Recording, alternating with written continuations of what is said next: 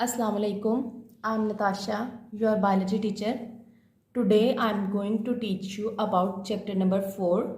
Chapter number 4 का topic है cellular structures and functions. इसके बारे में आज हम पढ़ेंगे। तो सेलुलर स्ट्रक्चर्स में फर्स्ट चैप्टर में आपने सेलुलर ऑर्गेनाइजेशंस के बारे में पढ़ा था। सेलुलर ऑर्गेनाइजेशन में हमने पढ़ा कि सेल्स किस तरह से बनते हैं, ऑर्गेनिजम्स किस तरह से अरेंज हुए होते हैं। तो उसमें स्मॉलेस्ट लेवल में आपने पढ़ा एटॉमिक लेवल। एटॉमिक लेवल में हमने देखा कि तमाम चीज़ें जो हैं वो स्मॉलेस्ट एटम्स से मिलके बनी हुई हैं। जब एटम्स मिलते हैं तो ये मिलके मॉलिक्यूल्स बनाते हैं। मॉलिक्यूल्स मिलेंगे, मॉलिक्यूल्स इनमें बायोमॉलिक्यूल्स आ जाते हैं। बायोमॉलिक्यूल्स मिलके ऑर्गेनेलिस बनाते हैं और डिफरेंट ऑर्गेनेलिस मिलके सेल बना देती हैं। इसी तरह सेल्स मिलते हैं तो टिश्यूज बन जाते हैं और टिश्यूज के मिलने से ऑर्गन्स बनते हैं। जब डिफरेंट ऑर्गन्स मिलते हैं तो ऑर्गन सिस्टम बनते हैं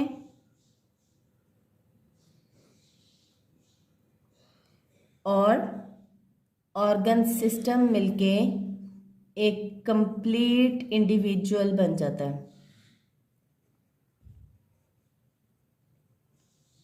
इंडिविजुअल मीन्स पूरा एक जानदार बन जाता है, एक लिविंग ऑर्गेनिज्म बन जाता है। तो इसमें से आज जो हमने डिस्कस करना है वो है सेल। सेल किस तरह बनता है, ऑर्गेनेलिस के मिलने से। सेल और ऑर्गेनेलिस को हमने डिस्कस करना है। तो इसमें हम पढ़ेंगे कि अ सेल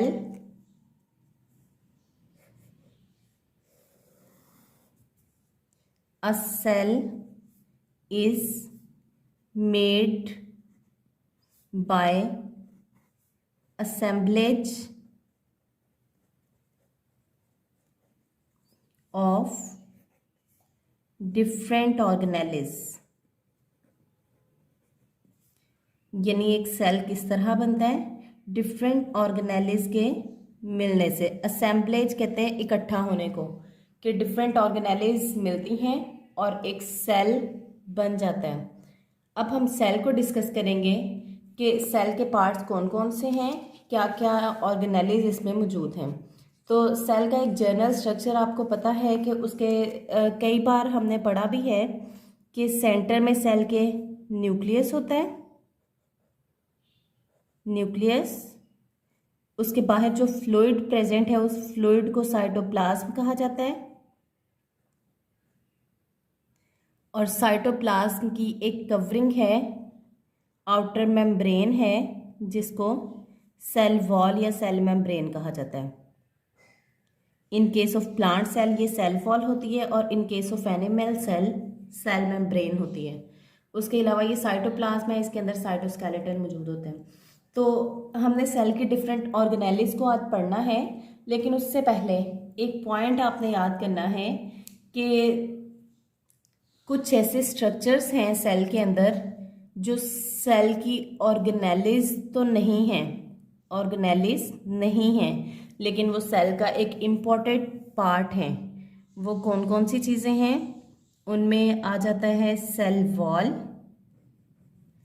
सेल वॉल जो कि आउटर मेम्ब्रेन है प्लांट सेल की, उसके अलावा सेल मेम्ब्रेन जो आउटर मेम्ब्रेन है एनिमल सेल की। इनके बारे में इन डिटेल हम पढ़ेंगे। उसके अलावा इसमें साइटोप्लाज्म है और फोर्थ थिंग इसमें साइटोस्केलेटन है।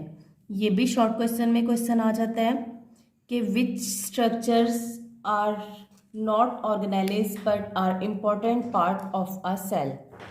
तो ये 4 स्ट्रक्चर्स हैं इनमें।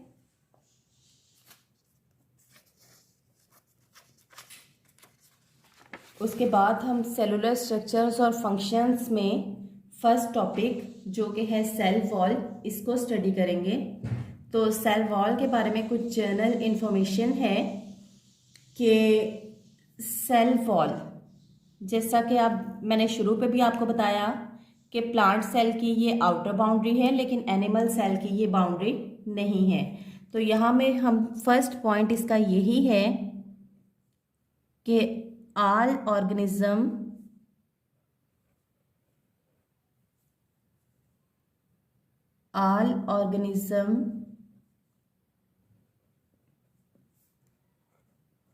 does not have cell wall, के तमाम जानवरों के अंदर सेल वॉल मौजूद नहीं होती।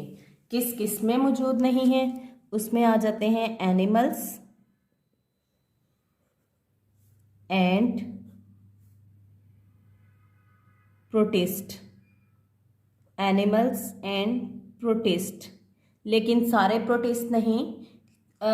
एनिमल किंगडम्स में जो 5 किंगडम हमने पढ़ा था, 5 किंगडम में हमने किंगडम पढ़े थे prokaryotes, protist, fungi, Plantae and animalia. उसमें जो प्रोटिस्ट वाला किंगडम था उसमें हमने 3 कैटेगरीज पढ़ी थी। उसमें था plant like protist, animal like protist and fungi like protist. तो ये वाले प्रोटिस्ट जिनके गिर्द सेल वॉल मौजूद नहीं है ये एनिमल लाइक प्रोटिस्ट हैं। एनिमल्स का करैक्टर है कि उनके अंदर सेल वॉल मौजूद नहीं होती। उसके बाद अगर देखा जाए कि किन किन के अंदर सेल वॉल मौजूद हैं तो वो होंगे प्लांट्स, फंजाई और प्लांट लाइक प्रोटिस्ट। अब सेल वॉल के अगर स्ट्रक्चर की बात की जाए, सेल वॉल एक कैसा स्ट्रक्चर है, तो ये बात आपने याद रखनी है, cell wall is non living, it is a non living component. Cell का नॉन लिविंग कंपोनेंट है, नॉन लिविंग है एंड स्ट्रॉन्ग कंपोनेंट है। सेल को स्ट्रेंथ प्रोवाइड करती है। कहाँ पे मौजूद होती है? इसका स्ट्रक्चर मैंने आपको बताया है सेल का, फिर एक दफ़ा मैं आपको बता देती हूँ कि there is a nucleus in the centre of cell, outside the cell, outside the nucleus cytoplasm is present. और in case of plant cell, अगर ये प्लांट का सेल हो तो ये सेल मेम्ब्रेन है। ये एक जनरल स्ट्रक्चर है सेल का जो मैं आपको बता रही हूँ। This is nucleus, this is cytoplasm and this wall is known as cell membrane या प्लाज्मा मेम्ब्रेन। तो हम ये कहेंगे आउटसाइड द प्लाज्मा मेम्ब्रेन या outside the cell membrane there is again a membrane is present. In case of plant and plant like protist and fungi, that membrane is known as cell wall. तो इस diagram को देखते हुए आप मुझे बताएं कि सेल वॉल कहाँ पे मौजूद है। It is present outside the plasma membrane. Cell wall is found outside the plasma membrane या सेल मेम्ब्रेन एक ही बात है। सेल मेम्ब्रेन को ही प्लाज्मा मेम्ब्रेन कहा जाता है। आगे जाके ये डिफरेंस मैं आपको क्लियर करूँगी कि क्या रीज़न है और क्या क्यों कहा जाता है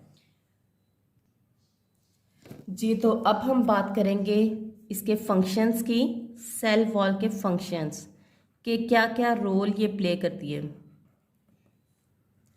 फंक्शंस इसके आपने बहुत अच्छे से याद करने हैं, ये शॉर्ट क्वेश्चन में भी पूछा जाता है और इम्पोर्टेंट पॉइंट है। तो इट प्रोवाइड्स, क्या क्या काम करती है? It provide shape, strength, protection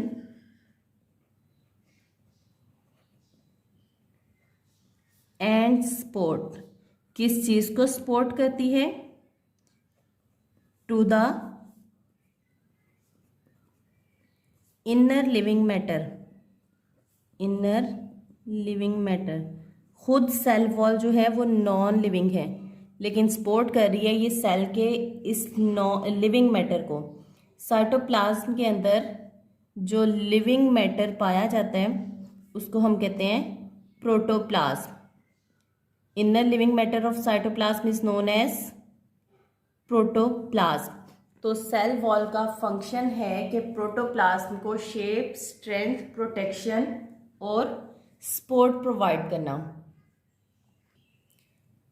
जी तो स्टूडेंट्स, अब हम अगर बात करें इसकी कंपोजिशन की, कंपोजिशन मीन कंपोज्ड ऑफ, कि इस किस किस चीज़ों से ये मिलके बनी होती है, क्या क्या केमिकल्स इसके अंदर पाए जाते हैं। तो शुरू पे हमने पढ़ा कि किन किन ऑर्गेनिजम्स में सेल वॉल पाई जाती है। तो वो ऑर्गेनिज्म मैंने आपको बताया था, प्लांट्स, कुछ प्लांट लाइक प्रोटिस्ट या प्रोकैरियोट्स, और उसके अलावा कुछ फंजाई, बल्कि तमाम फंजाई। इन 3 चीज़ों के अंदर सेल वॉल पड़े, इनकी कंपोजिशन के बारे में हम पढ़ेंगे। तो सबसे पहले most general that is plant cell. Plant cell की बात की जाए, हर एक में, हर लिविंग ऑर्गेनिज्म में सेल वॉल की कंपोजिशन चेंज है। तो सबसे पहले हम ये कंपोजिशन पढ़ेंगे प्लांट्स में। प्लांट्स में इसकी कंपोजिशन क्या है? तो प्लांट सेल में सेल वॉल जो है वो डबल लेयर से बनी हुई होती है। 2 लेयर्स हैं इसकी। एक लेयर को हम कहते हैं primary wall. First layer is the primary wall, और प्राइमरी वॉल के इनर साइड पे there is another wall that is known as secondary wall. Primary कहा जाता है फर्स्ट को, सेकेंडरी कहा जाता है सेकेंड को। तो पहले वाली वॉल जो है वो प्राइमरी वॉल, उसके अंदर जो वॉल मौजूद है उसको हम कहेंगे सेकेंडरी वॉल। अगर प्राइमरी वॉल की कंपोजिशन की बात की जाए तो प्राइमरी वॉल जो है ये सेलुलोज से मिलके बनी हुई है। सेलुलोज एक केमिकल है जो प्लांट की सेल वॉल में पाया जाता है। अगर सेकेंडरी वॉल की बात की जाए तो सेकेंडरी वॉल कहाँ प्रेजेंट है? पहले तो हम ये बात करेंगे, it is present inner side of primary wall. Inner side of primary wall कहाँ प्रेजेंट है? Inside of primary wall. उसके बाद it is much thicker than primary wall. It is thicker than primary wall. Thicker है तो ये strength provide करेगी।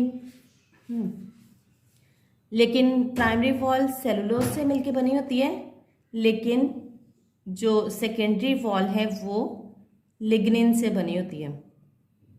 Lignin एक और केमिकल है जो सेकेंडरी वॉल का कंपोनेंट है। तो लेकिन जो सेकेंडरी वॉल है वो तमाम ऑर्गेनिज्म में, हर तरह की, हर जगह पे नहीं पाई जाती, हर सेल के नहीं है। कुछ सेल्स हैं जिनके अंदर सेकेंडरी वॉल पाई जाती है, और वो कौन से सेल्स हैं? Xylem sales. प्लांट्स के अंदर जाइलम सेल्स मौजूद होते हैं जिनके अंदर सेकेंडरी वॉल पाई जाती है। जाइलम सेल्स कहाँ होते हैं, क्या फंक्शन है इनका? तो जाइलम सेल्स प्लांट्स के अंदर ट्रांसपोर्ट ऑफ वाटर का काम करते हैं। वाटर को एक जगह से दूसरी जगह कंडक्ट करते हैं। ये तो हो गई प्लांट्स की सेल वॉल की बात। उसके बाद एक और बात यहाँ पे मैं क्लियर करना चाहूँगी। हमने पढ़ा कि डिफरेंट सेल्स मिलते हैं और मिलके टिश्यूज़ और नेक्स्ट ऑर्गन और सो ऑन चीज़ें बनाते हैं। तो इसमें ये पॉइंट आपने याद रखना है, एक सेल, दूसरा सेल, तीसरा सेल, इस तरह से जब डिफरेंट सेल्स यूनाइट करते हैं तो उनकी सेल वॉल के अंदर जब डिफरेंट सेल्स यूनाइट करते हैं, जो एडजेसेंट सेल्स यानी इस साथ वाले जो सेल्स हैं उनके दरमियान सेल वॉल के अंदर यहाँ पे पोर्स हैं। पोर्स कहते हैं सुराखों को, कि यहाँ छोटे छोटे होल्स हैं जिनके ज़रिए इस सेल का साइटोप्लाज्म, इस सेल का साइटोप्लाज्म, इस सेल का साइटोप्लाज्म आपस में कनेक्ट हैं। मटेरियल्स का एक्सचेंज होता है इन सुराखों के ज़रिए। तो इन पोर्स को हम कहते हैं प्लाज्मोडेस्माटा। क्या कहते हैं? प्लाज्मोडेस्माटा। ये इंपॉर्टेंट पॉइंट है, इंपॉर्टेंट डेफिनेशन है, अक्सर शॉर्ट क्वेश्चन में पूछी जाती है। प्लाज्मोडेस्माटा को आप कैसे डिफाइन करेंगे? इसको आप यूं डिफाइन कर सकते हैं, there are pores in the cell wall of adjacent cells. आगे भी आप इसमें बताएंगे, through which their cytoplasm is connected. जी, तो these pores are called plasmodesmata. ये तो हो गई प्लाज्मोडेस्माटा की डेफिनेशन। और अभी तक हमने कंपोजिशन की बात की है सिर्फ प्लांट्स के अंदर। इससे नेक्स्ट मैं आपको बताऊंगी कि किस तरह से ये कंपोज हुई होती है अदर एनिमल्स में, जो कि अदर एनिमल्स होंगे फंजाई और प्रोकैरियोट्स। तो अगर हम बात करें अब सेल वॉल की कंपोजिशन की फंजाई के अंदर,